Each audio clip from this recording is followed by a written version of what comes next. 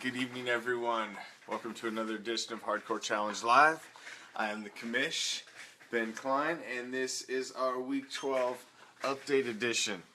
It is our most informal show, so if you feel like calling in, you got something you want to say, you want to get in on the breakdown of the games, what have you, feel free. By the way, we're back to the regular number.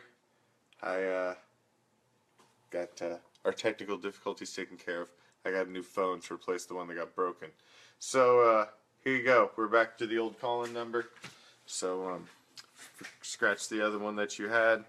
We are back to the one that we normally use. So let's get right into the games. Let's start with the Great White North Division. Look at the games that are taking on in the Great White North. Of course, everybody in the Great White North was hoping, I'm thinking, RBs would lose. And they did not. Actually, they are kicking ass yet again.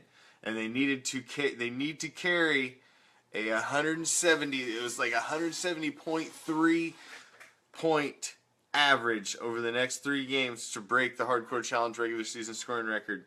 And currently, they have 155 points, and they are projected to score exactly 170. So, they are still going to keep it very close, looks like, going down the stretch of possibility of breaking the record and taking on another big win. So, RBs is winning big. Johnsonville Brats looks like they are going to take down Skull Crushers. Skull Crushers, a lot of us projected were going to have a great season. I predicted they would win this division. They are not going to win this division.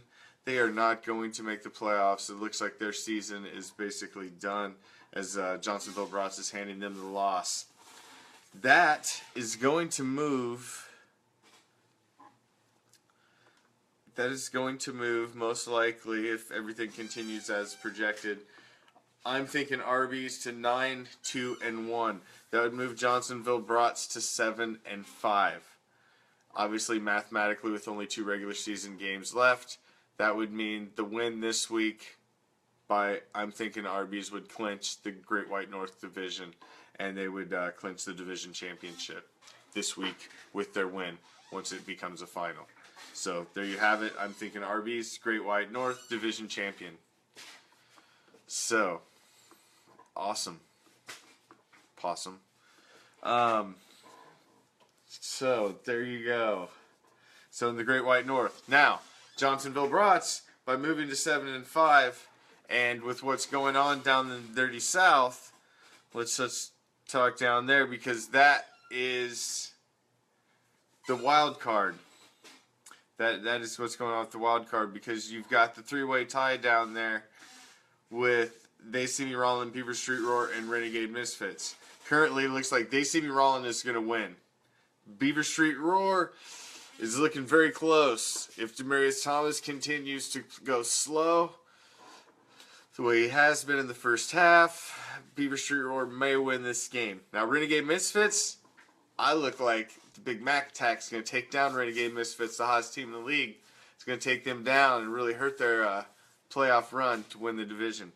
So, sorry, Travis, but Christy, the Big Mac attack, looks like you're going to get an L this week.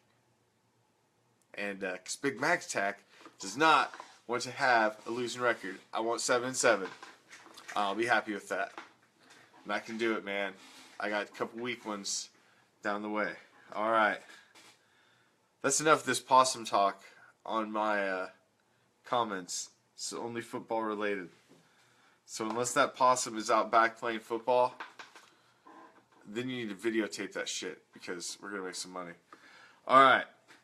So, it's still hard to tell. We're really not going to know probably until Monday Night Football what exactly the top of the Dirty South is going to look like.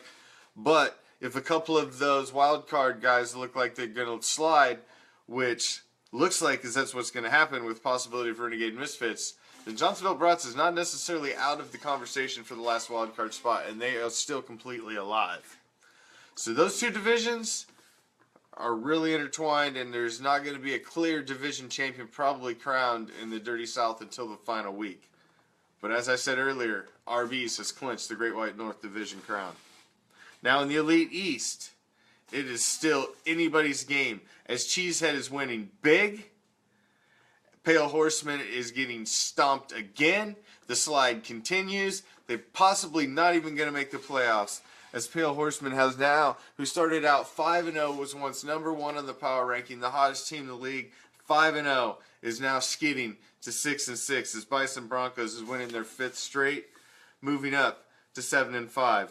Now Cheesehead is, by taking down Oski Assassins, ends Oski Assassin's season, moves to 6-6 and stays 1 game behind Bison Broncos. So Cheesehead has to win big. They're playing Stinky Pinky, and they're playing that. I'm thinking RBs down the stretch. 2 current division leaders in the final 2 games of the season. They have to win both of them and hope Bison Broncos loses. So, hey, stranger things have happened.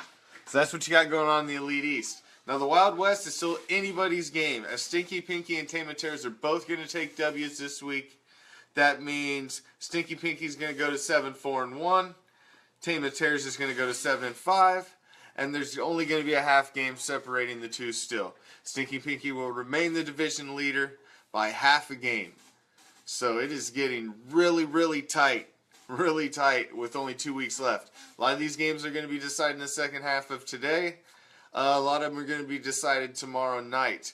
We're really not going to know what's going on in the Dirty South until tomorrow night's games, determining the game between me and Renegade Misfits and the Beaver Street Roar and Des Caught It. They see me rolling. Looks like they're going to win. So those 2 guys better win. Matt, you better win. You better win. You better keep pace.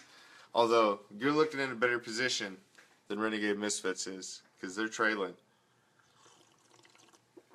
Thanks to Mr. Khalil Mack, who I'm rocking the Khalil Mack Pro Bowl jersey in honor of the unbelievable game Khalil Mack had today. Sacks, the league MVP from last year, competitor of the Super Bowl. That's a Super Bowl sweep, by the way. This is the Raiders have taken down both of the teams that were representing in the Super Bowl last year and whooped both that ass. Yes, that is iced tea, and that is unsweet iced tea, because even though I live in the South, I am not from the South, and I don't rock the sweet tea. So that's unsweet tea. But yes, it is iced tea. So, there you have it. And as you heard, the game of the week, Bison Broncos, Pale Horseman, was for the top of the Elite East.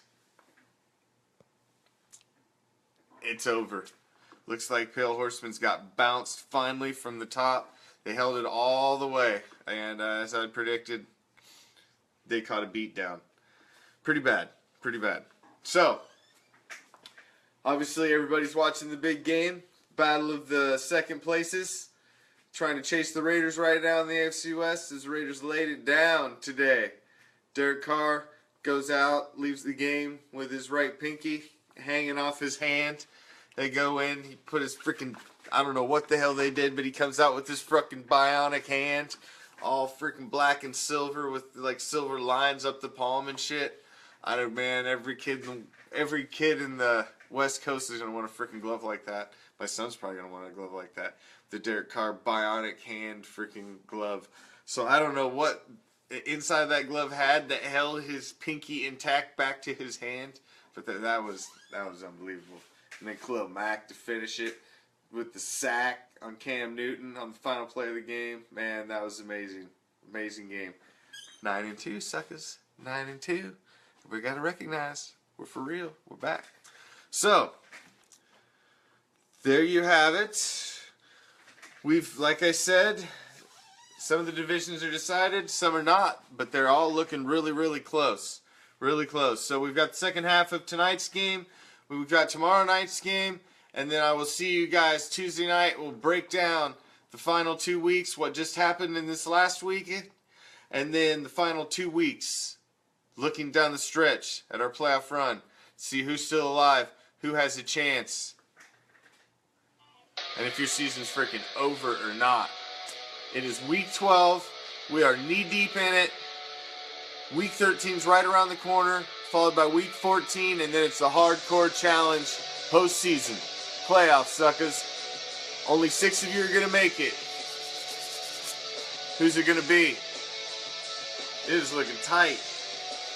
Obviously, Tom's in. He's just wondering his only thing if he's getting a first round bye. So I'm thinking Arby's clinched. Are the rest of you ready for the challenge? Good luck. Game on.